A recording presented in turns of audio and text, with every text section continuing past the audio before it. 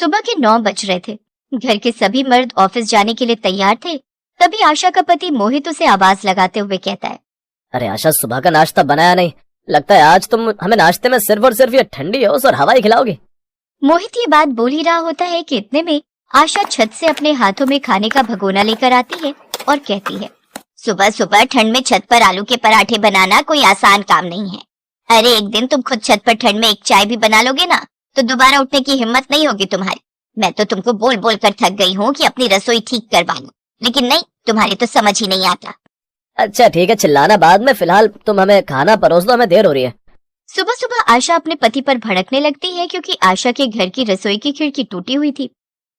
इसलिए आशा ने अपने घर की छत पर 4 दीवारों के बीच एक मिट्टी का चूल्हा बनाया हुआ था। उसी पर वो सुबह शाम खाना बनाती और उसे लेकर नीचे आती। आशा का भड़कीला बर्ताव देखकर उसका बेटा विवेक कहता है, अरे माँ, सुबह सुबह इस तरह कलेश करके आपको क्या मिलता है? जल्दी जल्दी नाश्ता परोस दो, क्योंकि हम लोगों को ऑफिस के लिए लेट भी हो रहा है। हाँ हाँ, तू भी अपने बाप की जुबान बोलने लगा है। जब तेरी शादी होगी ना, और जब तेरी बीवी तेरे सर पर नाचेगी, तब देखूंगी कि कितना मुंह चलता है तेरा। मेरी शादी को भी टाइम है माँ, इसीलिए बार बार शादी की बात मत किया करो। रोज सुबह आलू के पराठे के साथ मूड खराब कर देती हो। दोनों बाप बेटों की एक जैसी जुबान सुनकर आशा अपना माथा पीटने लगती है और उन लोगों को नाश्ता दे देती है। नाश्ता करने की कुछ देर बाद विवेक और मोहित अपने अपने काम पर चले जाते हैं। वहीं आशा भी घर के कामकाज में व्यस्त हो जाती है। समय गुजरता है और विवेक के लिए एक अच्छे घर से रिश्ता आता है। विवेक का रिश्ता पूजा नाम की लड़की से फिक्स हो जाता है। आने वाले 1 महीने में विवेक और पूजा की शादी बड़े धूमधाम से संपन्न हो गई। पूजा एक बहुत ही अमीर और बड़े घर की लड़की थी, लेकिन वो विवेक के प्यार की वजह से इस छोटे से घर में रहने के लिए तैयार हो गई थी। शादी के अगले दिन जब सुबह हुई तो पूजा को रसोई में कुछ नजर नहीं आया। अरे, उस घर में रसोई तो है, पर यहाँ कोई खाना बनाने की तैयारी नहीं दिख रही। सासू माँ कहाँ चली गई? पूजा ने देखा कि उसकी सास आशा सीढ़ियों से ऊपर छत की ओर जा रही थी। पूजा भी उनके पीछे पीछे छत पर चली गई। ऊपर का नजारा देखकर पूजा के होश उड़ गए। कड़ाके की ठंड, कोहरा और ऊपर से बर्फीली हवा चल रही थी। आशा वहीं एक कोने में मिट्टी के चूल्हे के पास बैठी धुएं से लड़ रही थी। सासू माँ, आप यहाँ इतनी ठंड में क्या कर रही हैं? नीचे रसोई है तो आप यहाँ छत पर खाना क्यों बना रही हैं? अरे बहू, तू ऊपर क्यों आ गई? जा नीचे जा, तुझे ठंड लग जाएगी। वो सब तो ठीक है माँ जी, लेकिन आप इतनी ठंड में छत पर खाना क्यों बना रही हो? देख बहू, हमारी रसोई की खिड़की टूटी हुई है। वहाँ इतनी हवा आती है कि गैस जलती ही नहीं। मजबूरी में मुझे यहीं खाना बनाना पड़ता है। पर माँ जी, विवेक और पापा जी ने इसे ठीक क्यों नहीं करवाया?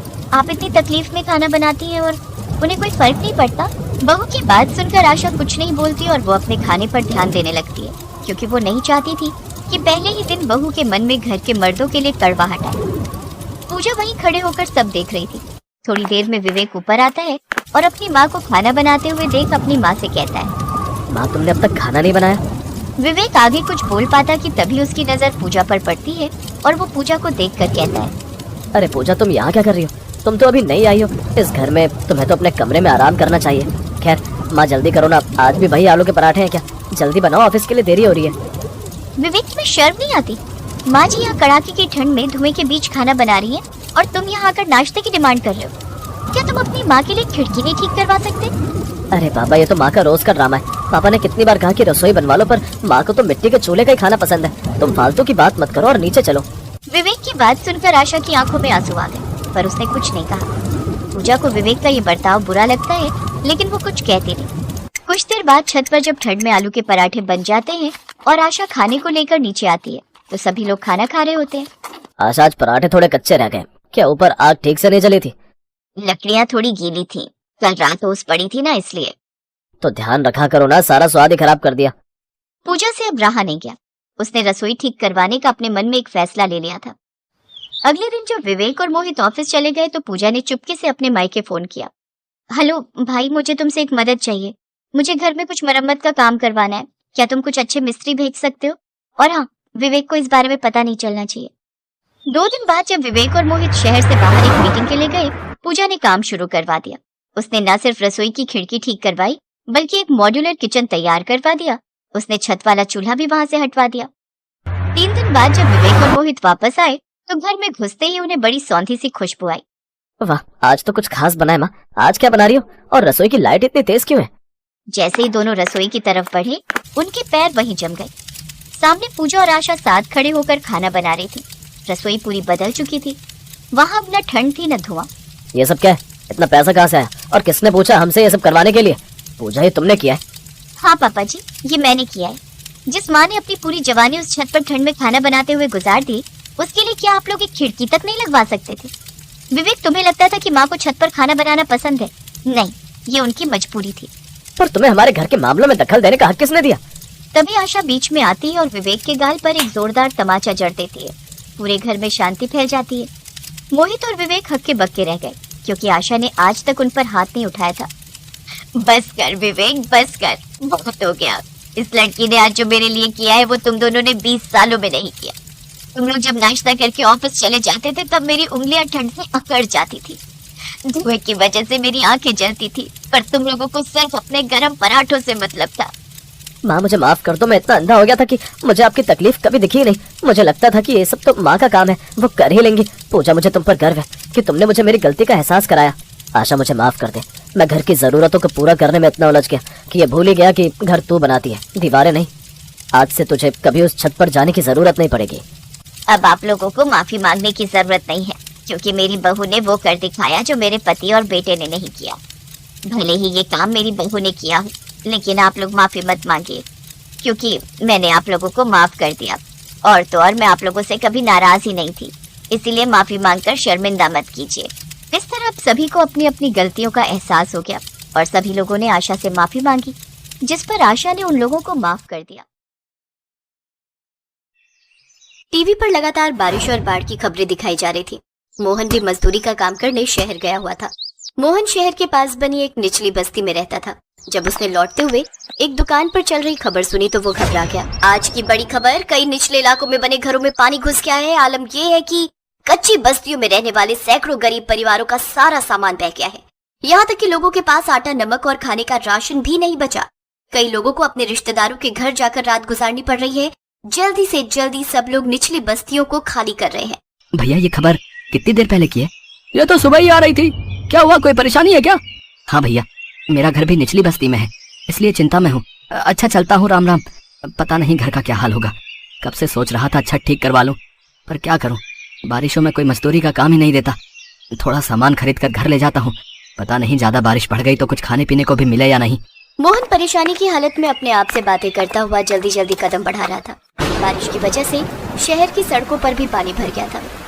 मोहन के पास 100-200 रुपए थे, जिनका वो खाने पीने का सामान खरीद कर घर पहुंचता है।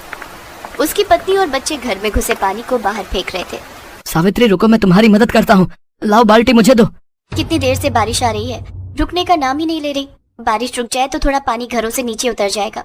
चिंता मत करो सावित्री, अब तो रात का समय है। हम कल सुबह ही शहर चले जाएंगे। यहाँ रहना अब खतरे से खाली नहीं।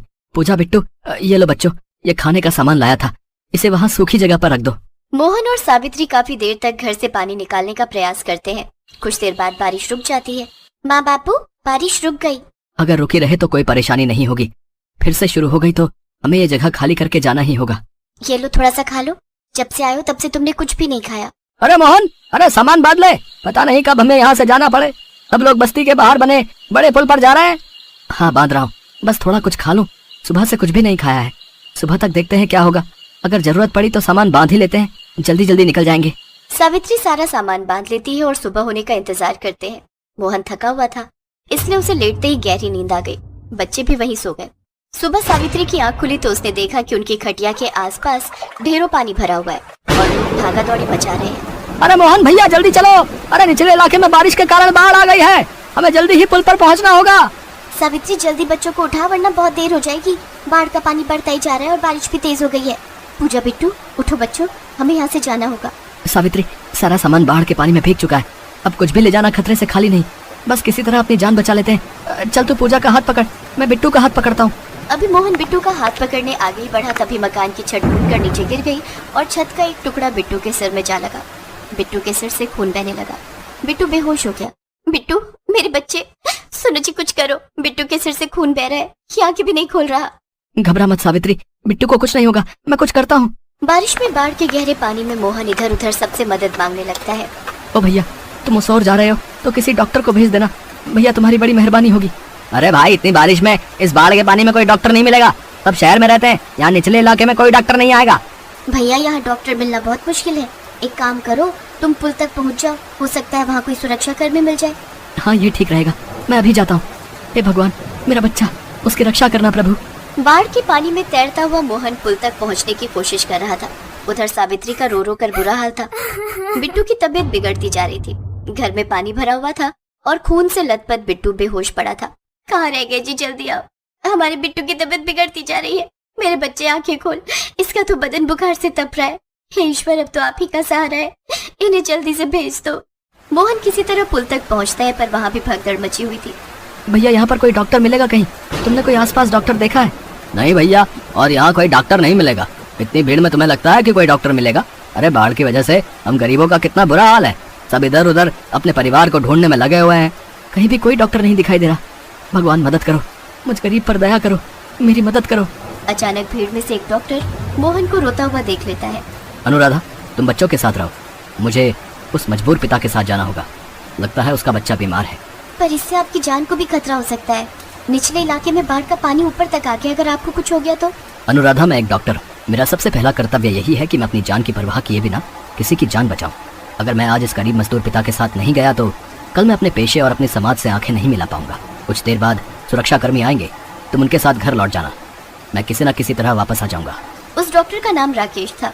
वो दूसरे शहर से वापसी आ रहा था। अचानक उसकी गाड़ी पुल पर भीड़ में फंस गई। आगे का पुल टूट चुका था, इसलिए कोई भी सहायता के बिना शहर तक नहीं जा पा रहा था। इसी बीच जब डॉक्टर राकेश ने मोहन को रोते बिलखते डॉक्टर के लिए पूछते देखा तो उससे रहा नहीं गया और अपना फर्ज निभाते हुए वो मोहन के पास पहुंचा। सुनो, मैं डॉक्टर हूँ, तुम्हारा बेटा कहाँ है? मुझे जल्दी से ले चलो। आप डॉक्टर हो? हे भगवान, आपका लाख लाख शुक्र है।